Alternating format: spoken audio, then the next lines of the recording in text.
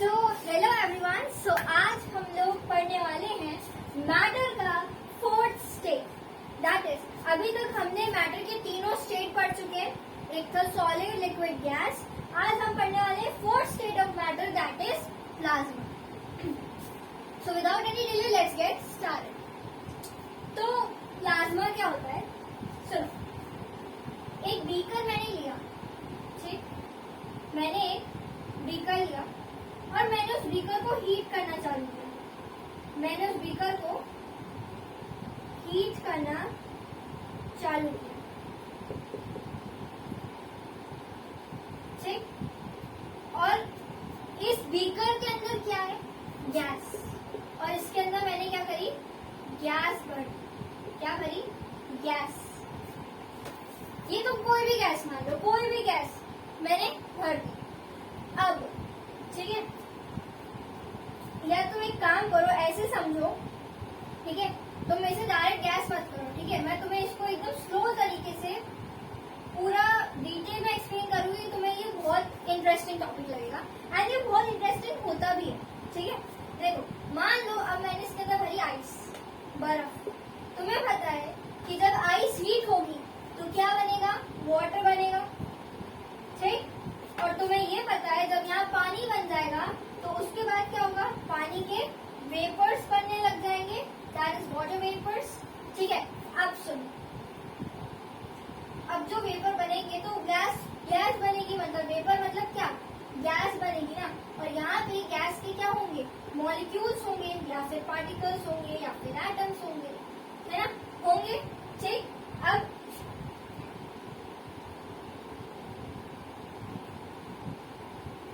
है ना, अब ये गैस के क्या होंगे? पार्टिकल्स होंगे या फिर एटम्स होंगे, ठीक है। तो अब मैंने क्या किया? मैंने हीट बंद नहीं करी, मैंने इसको हीट किया। मतलब मैंने क्या किया? आज तो कुछ भी हो जाए, आज देख के रहेंगे कि क्या होता है। मैं इसको हीट पे हीट कर जा रही हूँ, रुकना ही नहीं, हमें बस हीट करते जाना है जब तक देखते हैं कि क्या होता है, ठीक। अब मैंने क्या किया?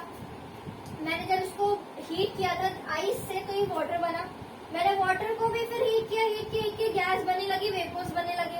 अब मैंने गैस को हीट किया, इतना ज्यादा हीट किया मैंने इसको, इतना ज्यादा हीट किया कि ये जो गैस है इसके अंदर क्या है? एटम्स है, ठीक है। और तुम्हें पता है कि एटम के अंदर क्या होता है?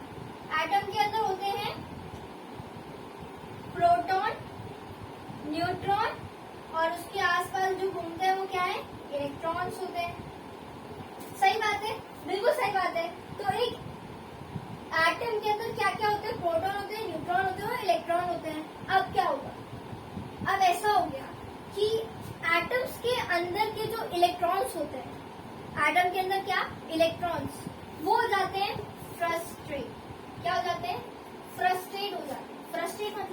फ्रस्ट्रेट मतलब ये ऐसा हो जाता है कि इसके अंदर जो, मतलब एटम के अंदर जो इलेक्ट्रॉन्स हैं वो बाहर निकलना चाहते हैं, वो परेशान हो गए, वो इतनी गर्मी नहीं सह सकते क्योंकि इतना हीट अप कर दिया मैंने कि आपको एक असर ही नहीं छोड़ा, बहुत हीट कर दिया। तो अब क्या होगा? ये जो बीकर है इसके अंदर जो गैस है, तो इसमें जो भी एटम्स होंगे उसके अंदर से इलेक्ट्रॉन बाहर निकल जाएगा। और जब इलेक्ट्रॉन एक एटम के अंदर से बाहर निकलता है, ठीक है, तो ये इलेक्ट्रॉन गया बाहर। अब ये इलेक्ट्रॉन कहाँ गया? बाहर, ठीक। तो एटम के अंदर के इलेक्ट्रॉन हो गए बाहर। तो इसका मतलब कि एटम के अंदर जब किसी भी चीज में कोई नेगेटिव चीज निकल जाती है तो पॉजिटिव बचता है। ये तो पढ़ा ही होगा, मैथ्स में भी पढ़ा होगा। चलो मैं बताती हूँ। मान लो तुम्हारे अंदर अगर कुछ नेगेटिव क्वालिटीज हैं और कुछ पॉजिटिव क्वालिटीज हैं, अगर मैंने तुम्हारे अंदर से नेगेटिव क्वालिटीज निकाल लिया तो क्या बची? पॉजिटिव। वही एटम के साथ हुआ, एटम के अंदर जो नेगेटिव इलेक्ट्रॉन था वो बाहर आ गया। अब क्या बचा अंदर? Positive proton and neutron.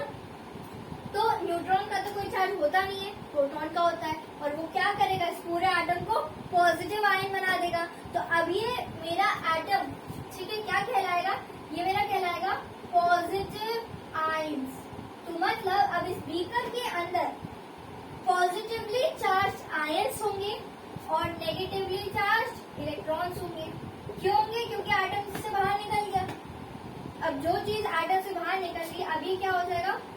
Positively charged ion. तो इसका मतलब अब क्या हो गया, इस डिब्बे, इस बीकर के अंदर क्या बन गए, आयंस बन गए। ठीक, आयंस बन गए।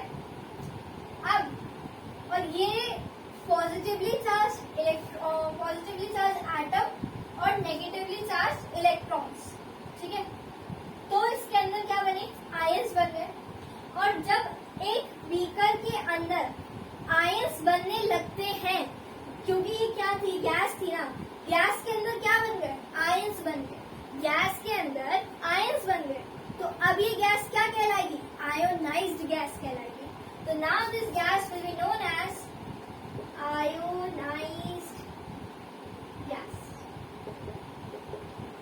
क्या कहलाएगी, आयोनाइज्ड गैस कहलाएगी। क्यों, क्योंकि इसके अंदर क्या बन गए, आयंस बन गए।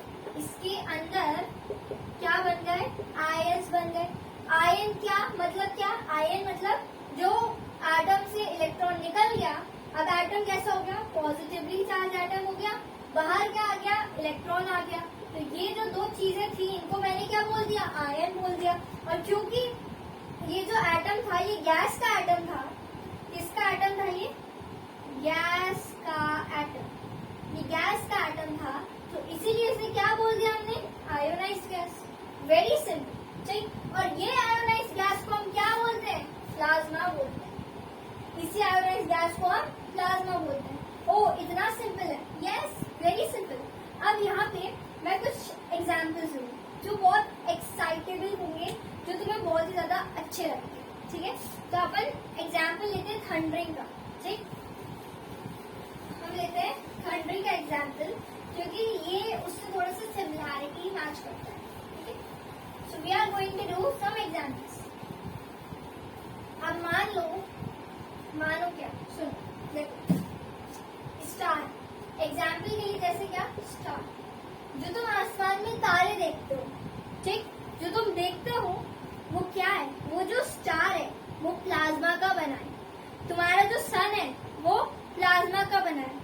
तुम्हारा जो कुछ गैलेक्सीज है, जो प्लैनेट्स है, वो सब कैसे बने, प्लाज्मा के बने। इसका मतलब कि हमारा जो यूनिवर्स है, हमारे यूनिवर्स का 99.9% किससे बना है, प्लाज्मा से बना है। ठीक, सो 99.9% या 99% universe is made up of plasma. कितनी इंटरेस्टिंग बात है, क्योंकि हम लोग आसपास जब भी देखते हैं ना, हमें दिखती है सॉलिड चीजें जो सबसे ज्यादा है ना, बट ऐसा होता नहीं है। ठीक, आओ अब हम देखते हैं थंडरिंग का बेस्ट एग्जाम्पल, जो तुम्हें बहुत अच्छा लगेगा। सुनो, अब मैं ड्राइंग के थ्रू तुम्हें एक्सप्लेन करती हूँ कि तुम्हें इसको इमेजिन कर पाओ। ठीक, तो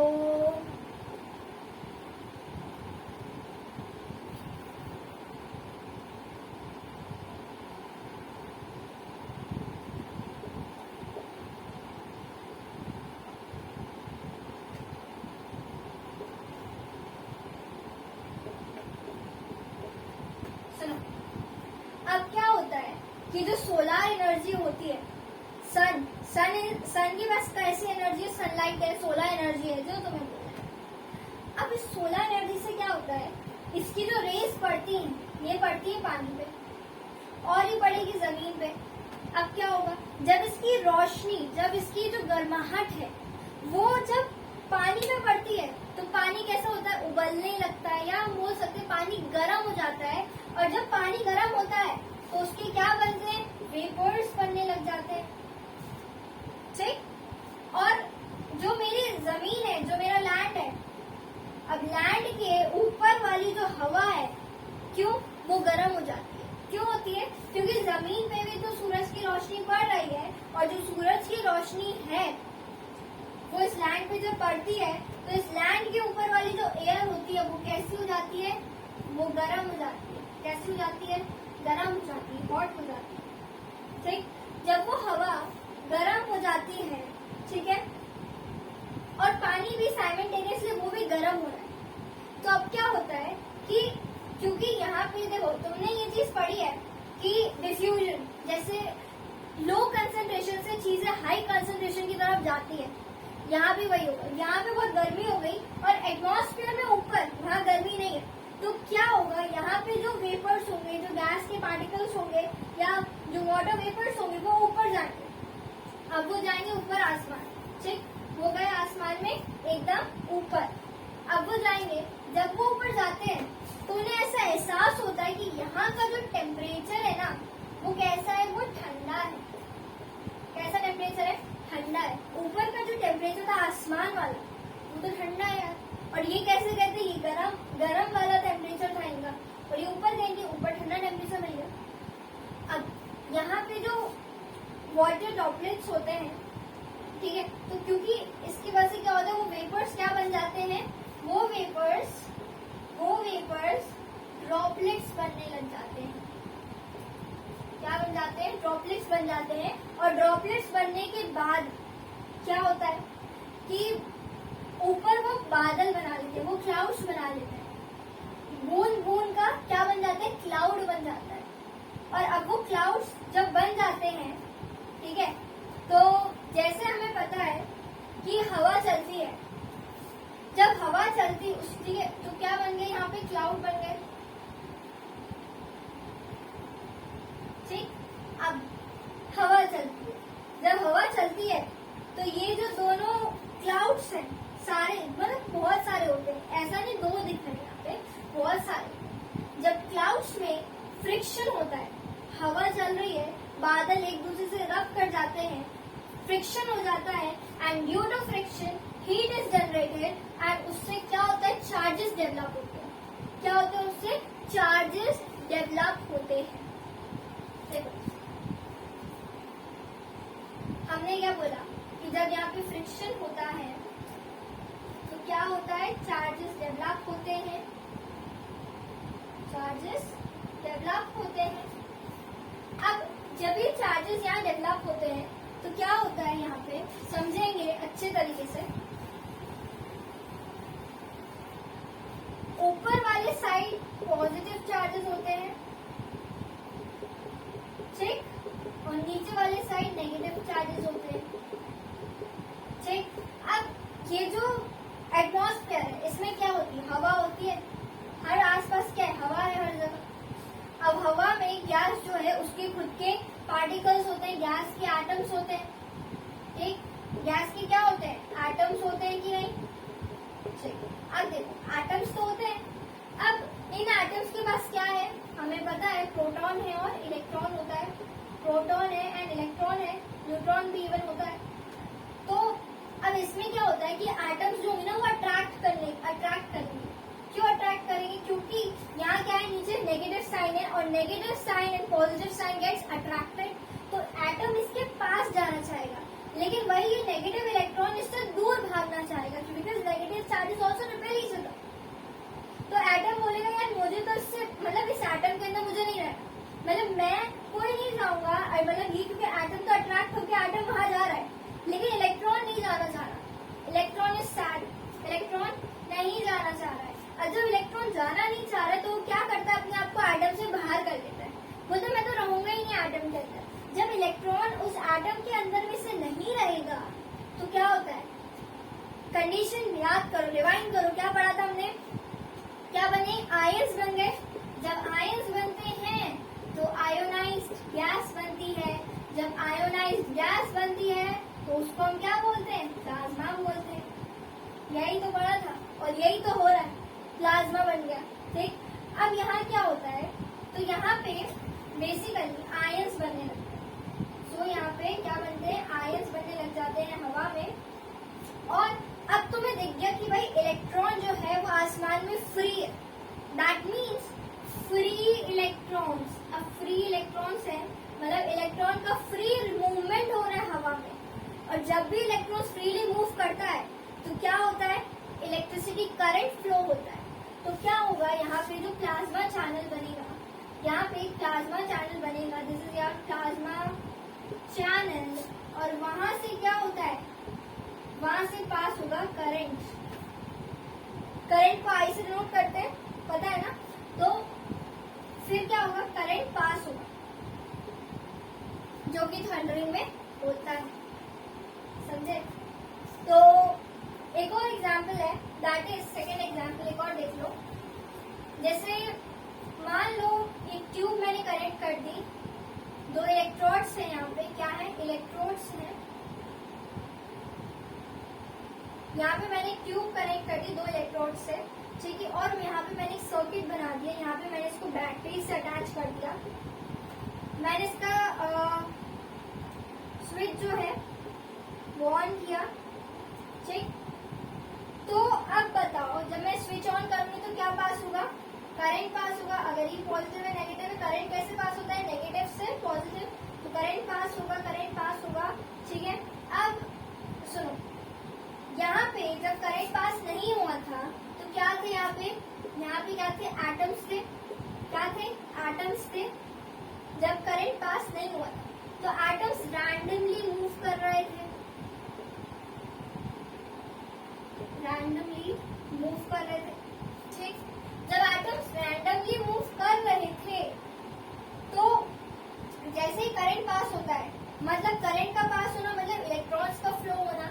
जब इलेक्ट्रॉन्स फ्लो होते हैं, ठीक है, तो यहाँ पे एटम है, यहाँ पे इलेक्ट्रॉन्स है, ठीक। और क्या होता है, यहाँ पे अंदर प्लाज्मा बनने लगता है। क्यों, क्योंकि इसके अंदर जो गैस भरी हुई है, इसके अंदर एक गैस भरी हुई, मान लो H2 गैस है, मान लो वो हाइड्रोजन की गैस है, तो वो गैस भरी हुई है, गैस के खुद के एटम्स होंगे, और फिर क्या होगा, यहाँ पे हीट भी तो जनरेट होती है ना। क्यों, जैसे अगर तुम करंट है, ठीक है, करंट की वायर अगर तुमने कभी देखा होगा ध्यान से, तो वो गर्म हो जाती है आफ्टर व्हेन यू, मतलब बहुत ज्यादा अगर आप उसको यूज कर रहे हो बिना बंद करे, तो ऐसा होता है, ठीक है। तो यहाँ पे क्या होता है कि H2 गैस अगर भरी है तो यहाँ पे उसके एटम्स होंगे, यहाँ पे करंट पास हो रहा है, और जब इनका टकराना होगा या अंदर आयंस बनेंगे, आयोनाइज गैस होगी, प्लाज्मा होगा, फिर क्या होगा, यहाँ पे क्योंकि फ्रिक्शन वगैरह होंगे, और यहाँ पे जो H2 की गैस थी, ठीक है, वो कैसी कलर की दिखेगी तुम्हें, रेड कलर की दिखेगी, ठीक। ऐसी अगर इसके अंदर हीलियम की गैस होती तो येलो कलर की दिखती, अगर इसके अंदर मरकरी की गैस होती Hg तो ब्लू कलर का दिखता, ऐसा हो, ठीक है। सो आई होप तुम्हें ये समझ आ गया होगा अच्छे से। तो अब हम लोग स्टेट्स ऑफ मैटर की फिफ्थ स्टेट जो है बूज-आइंस्टीन कंडेंसेट, हम उसको कंटिन्यू करेंगे अपने नेक्स्ट लेक्चर में। सो तब तक के लिए